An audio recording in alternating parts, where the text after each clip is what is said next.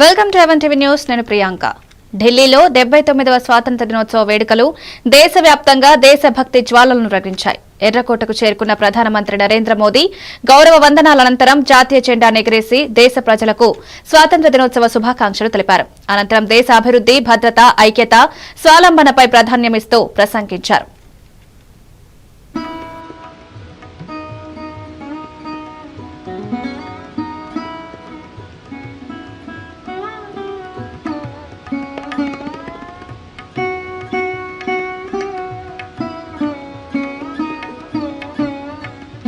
Reflective moment to see, to seek, to sacrifice.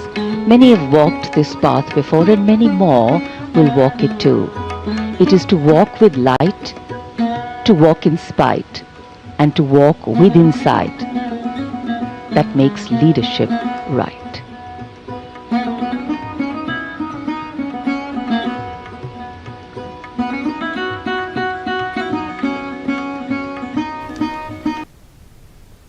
ప్రధాని నరేంద్ర మోదీ ఊహకందని రీతిలో ఉగ్రవాదులను శిక్షించిన మన వీర సైనికులకు గౌరవప్రదంగా సెల్యూట్ చేశారు. దేశ భద్రత, ప్రజల ప్రాణాలు కాపాడడంలో సైనికుల త్యాగం అపూర్వమని పేర్కొన్నారు. సరిహద్దుల్లో అప్రమత్తంగా నిలిచి శత్రువుల కుట్రలను భగ్నం చేసే ధైర్య సాహసాలు ప్రతి భారతీయుడి హృదయంలో గర్వాన్ని నింపుతాయన్నారు. ఉగ్రవాదాన్ని అణచివేయడంలో భారత సైన్యం చూపుతున్న సమర్థత ప్రపంచానికి ఆదర్శమన్నారు.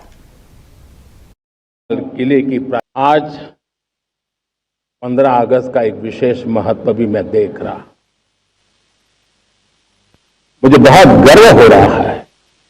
आज मुझे लाल किले की प्राचीर से ऑपरेशन सिंदूर के वीर जाबाजों को सैल्यूट करने का अवसर मिला है।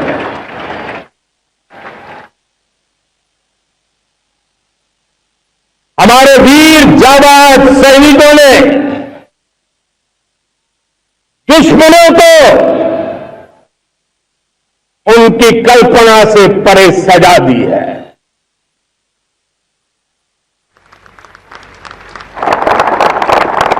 और इस अपील को पहलगाम में सीमा पार से आतंकियों ने आकर के जिस प्रकार का कत्ले आम किया, धर्म पूछ करके लोगों को मारा गया,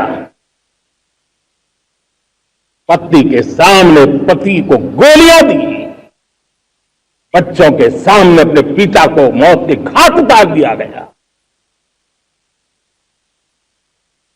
पूरा हिंदुस्तान आक्रोश से भरा हुआ था। पूरा विश्व भी इस प्रकार से संहार से चौंक गया था।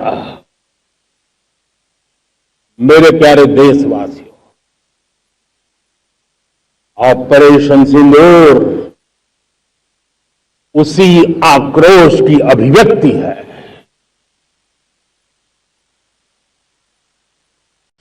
साथियों,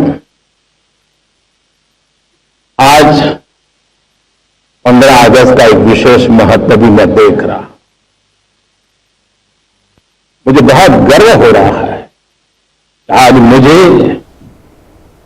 జగన్ కు నిజంగా దమ్ముంటే ప్రధానమంత్రి నరేంద్ర మోదీకి వ్యతిరేకంగా పోరాడాలని వైఎస్ఆర్టీపీ అధ్యక్షురాలు వైఎస్ షర్మిల సవాల్ విసిరారు. తన తండ్రి వైఎస్ రాజశేఖర రెడ్డి బతికినంత కాలం ఏ పార్టీకి వ్యతిరేకంగా పోరాడారో ఇప్పుడు జగన్ అదే పార్టీకి దత్తపుత్రుడిగా మారాడని విమర్శించారు. ప్రజల కోసం బలమైన స్వరంగా నిలబడాల్సిన జగన్ అధికార ప్రయోజనాల కోసం కేంద్రానికి వంగిపోతున్నారని ఆరోపించారు. రాష్ట్ర హక్కులు, ప్రజల ప్రయోజనాల కోసం పోరాడే ధైర్యం చూపాలని డిమాండ్ చేశారు. మోడీ గారి మీద, మోడీకి వ్యతిరేకంగా మీరు పోరాటం చేయండి అని ఒక సవాలు విసరడం జరిగింది. మరి జగన్మోహన్ రెడ్డి గారు, మీరు మోడీకి వ్యతిరేకంగా పోరాటం చేసే దమ్ము జగన్మోహన్ రెడ్డి గారికి ఉందా? జగన్మోహన్ రెడ్డి గారికి ఆ దమ్ము లేదన్న విషయం 5 సంవత్సరాలుగా దేశ ప్రజలు చూస్తూనే ఉన్నారు. మోడీ గారికి దత్తపుత్రుడిగా మారింది జగన్మోహన్ రెడ్డి గారు. ఏ రాజశేఖర్ రెడ్డి గారు బీజేపీకి అంతలా వ్యతిరేకించారో అన్ని వేదికలలో బీజేపీ ఒక మతతత్వ పార్టీ అని గోద్రా, మణిపూర్ లాంటి ఘటనలలో వేల మంది పొట్టన పెట్టుకున్న పార్టీ బీజేపీ. కాబట్టి రాజశేఖర్ రెడ్డి గారు ప్రతి చోట బీజేపీని వ్యతిరేకిస్తే అదే మోడీ గారికి దత్తపుత్రుడిగా మారాడు జగన్మోహన్ రెడ్డి గారు. మరి జగన్మోహన్ రెడ్డి గారు గుండెల మీద చేసుకొని చెప్పాలి, హాట్ లైన్ ఉన్నది ఎవరికి? మోడీ దత్తపుత్రుడు మీరు కాదా?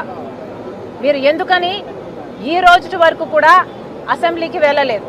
మీకు దమ్ముంటే ఇప్పటికైనా అసెంబ్లీకి వెళ్ళండి. అక్కడ ఇప్పుడు జరుగుతున్న ఈ లిక్కర్ కుంభకోణం ఎందుకని మీరు ఓన్లీ క్యాష్ పద్ధతిలోనే అమ్మకాలు.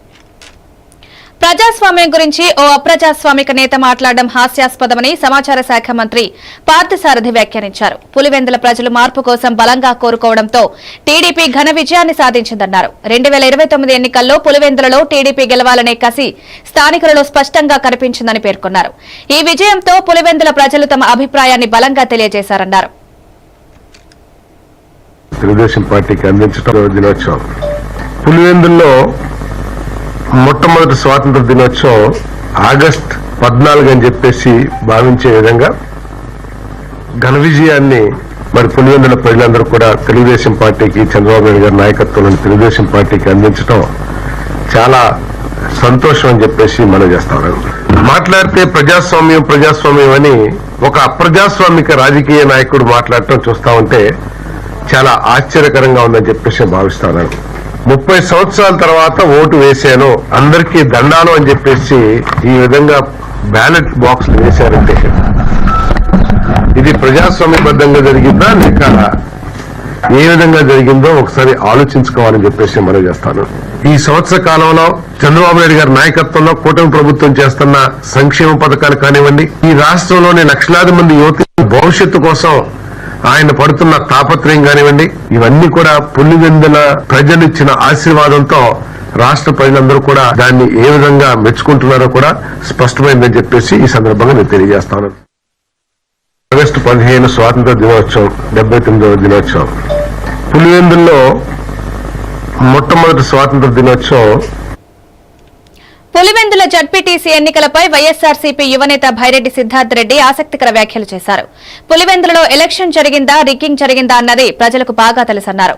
ఒక ఎన్నికతో ప్రజల ఆలోచనను మార్చలేమని స్పష్టం చేశారు. వైఎస్సార్సీపీకి ఓటు వేసిన టీడీపీ ఏజెంట్లకు కృతజ్ఞతలు తెలిపారు. కేవలం జడ్పీటీసీ గెలిచేందుకు మంత్రులు, ఎమ్మెల్యేలు, వందలాది పోలీసులు కృషి చేశారని పేర్కొన్నారు. పులివెందులలో జగన్ ను అవమానపరిస్తే వైఎస్సార్సీపీ బలహీనమవుతుందని అనుకోవడం మూర్ఖత్వమని వ్యాఖ్యానించారు. ఉందని నాకు నిన్నటికి నాకు ధన్యవాదాలు అనుకుంటున్నాను. పులివెందులలో వైఎస్ఆర్ కాంగ్రెస్ పార్టీకి 683 ఓట్లు వేసిన తెలుగుదేశం పార్టీ ఏజెంట్లకు నా ధన్యవాదాలు. ఎందుకంటే తెలుగుదేశం ఏజెంట్లకు కూడా వైసీపీ పైన ఇంత అభిమానం ఉందని నాకు నిన్ననే తెలిసింది. కాబట్టి ముందుగా వాళ్ళకి ధన్యవాదాలు తెలుపుకుంటున్నా. అన్న, ఎవరైతే ఈరోజు ప్రెస్ మీట్లు పెట్టి లోపల నుంచి రావడం లేవు వాళ్ళకి, ఎందుకంటే 10,000 ఓట్ల కోసం మనమందరం టికెట్లు కన్ఫర్మ్ చేసుకునేది అని బాధపడుతున్నారు వాళ్ళే.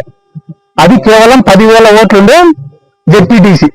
ఆ ఎలక్షన్ల కోసం మంత్రులు, ఎమ్మెల్యేలు, 80-100 మంది పోలీసులు, ఐజీ గారు, ఎస్పీ గారు అన్ని పనులు పెట్టుకొని పాపం ఆ గండికోట బాలిక మిస్సింగ్ కేసు కూడా ఇడిచిపెట్టి కేవలం ఒక జెడ్పీటీసీని గెలిపించేదానికి ఇంతమంది యంత్రాంగం దిగినప్పుడే ఇంకా జగన్మోహన్ రెడ్డి గారు ఎంత బలమైన నాయకుడు అనేది మనం అర్థం చేసుకోవాలా.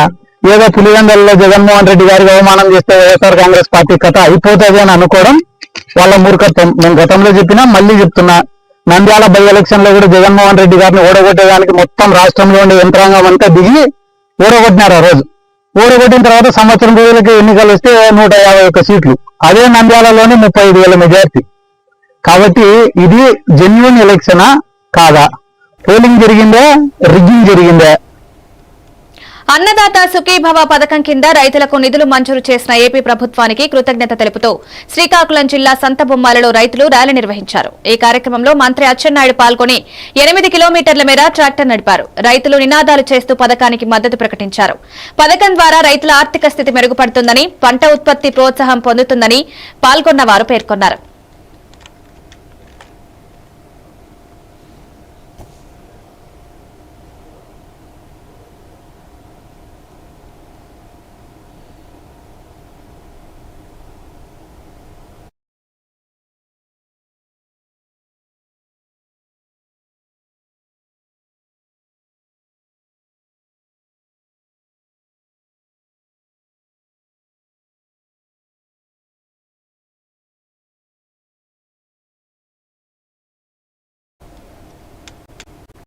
తెలుగు సినిమాలకు 7 జాతీయ అవార్డులు వచ్చినా ఇండస్ట్రీ నుంచి ఎటువంటి స్పందన రాలేదని నిర్మాత అల్లు అరవింద్ వ్యాఖ్యానించారు. అవార్డులు వచ్చిన వారిని సత్కరించక ముందే సైమా గుర్తించిందన్నారు.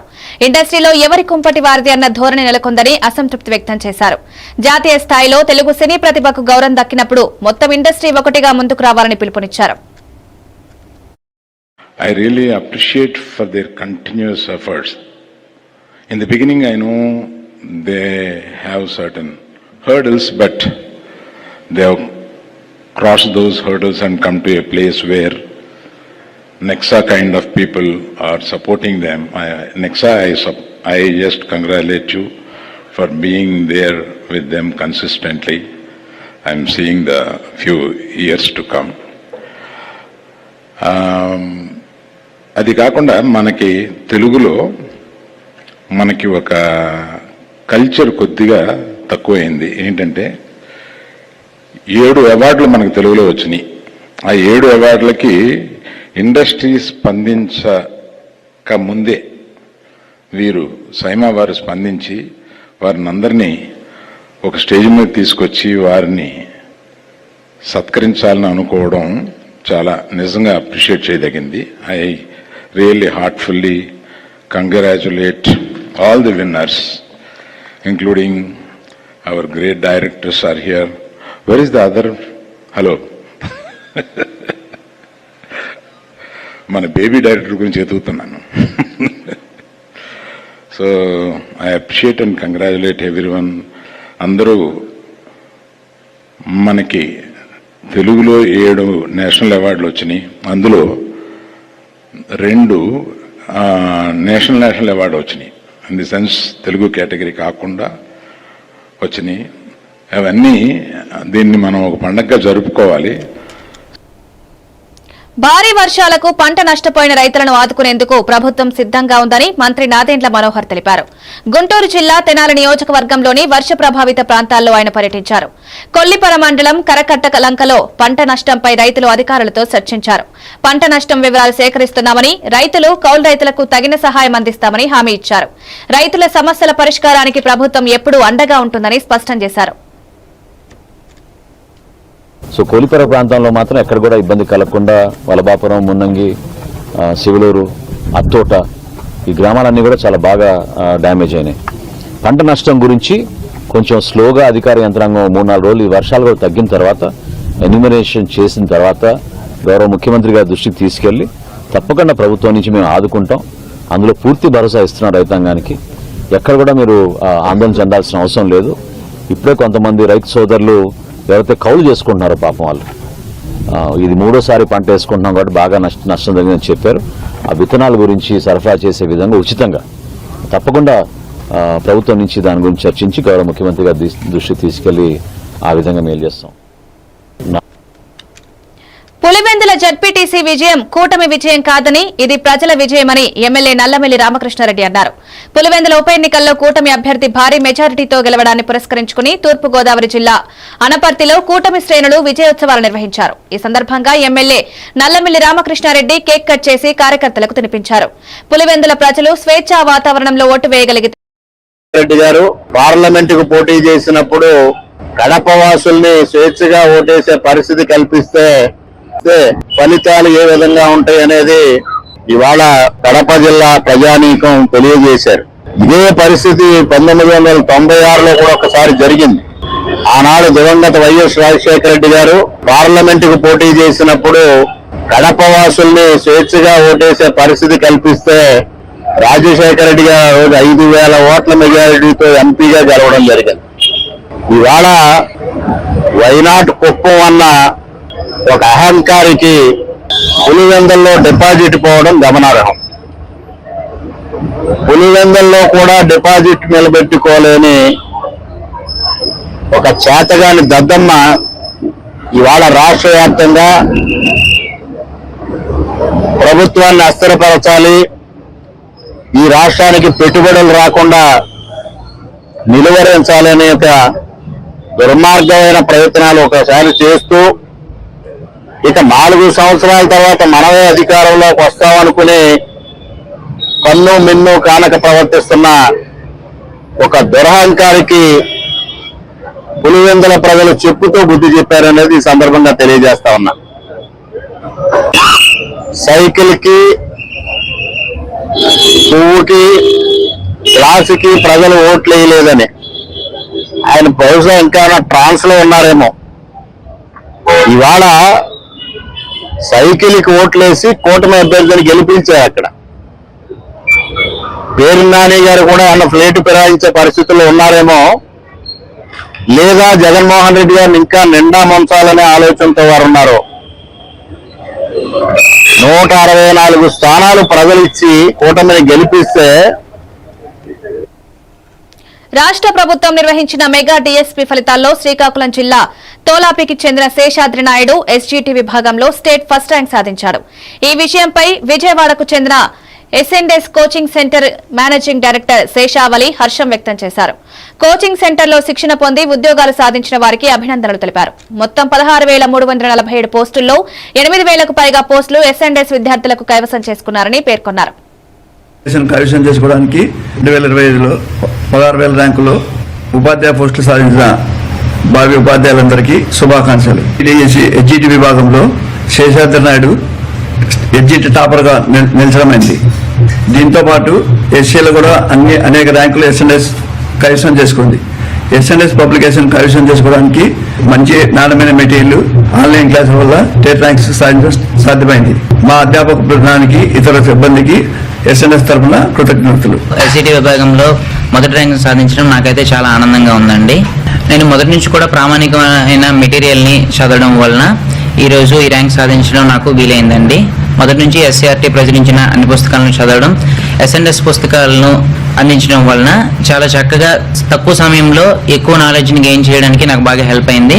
అదే ఎస్ఎన్ఎస్లో ప్రాక్టీస్ టెస్టులు రాయడం ద్వారా యాప్లో, అంతేకాకుండా ఎస్ఎన్ఎస్ తాలూకా ప్రాక్టీస్ మెటీరియల్స్ని తీసుకొని వాటిని క్రమం తప్పకుండా రోజు షెడ్యూల్ అన్న రోజు కూడా నేను ప్రాక్టీస్ చేయడం వలన కూడా ఎక్కువ మార్కులను సాధించడంలో కూడా నాకు చాలా హెల్ప్ అయిందండి. డిగ్రీ పూర్తి చేయని కానిస్టేబుళ్లు, ఏఎస్ఐలు, ఏఆర్ఎస్ఐలకు దూర విద్య ద్వారా డిగ్రీ అందించేందుకు డాక్టర్ అంబేద్కర్ సార్వత్రిక విశ్వవిద్యాలయం ముందుకొచ్చింది. ఈ మేరకు యూనివర్సిటీ, పోలీస్ శాఖల మధ్య అవగాహన ఒప్పందం కుదిరింది. రాష్ట్రంలో 30,000 మంది పోలీస్ సిబ్బంది డిగ్రీ పూర్తి చేయలేదని, వీరందరినీ గ్రాడ్యుయేట్లు చేసేందుకు సంకల్పించామని డీజీపీ జితేందర్ తెలిపారు. అంబేద్కర్ ఓపెన్ యూనివర్సిటీ వీసీ ఘంటా చక్రపాణి సాధారణ డిగ్రీ కోర్సులతో పాటు పోలీసింగ్ కు అవసరమైన ప్రత్యేక పాఠ్యాంశాలు కూడా అందిస్తామన్నారు.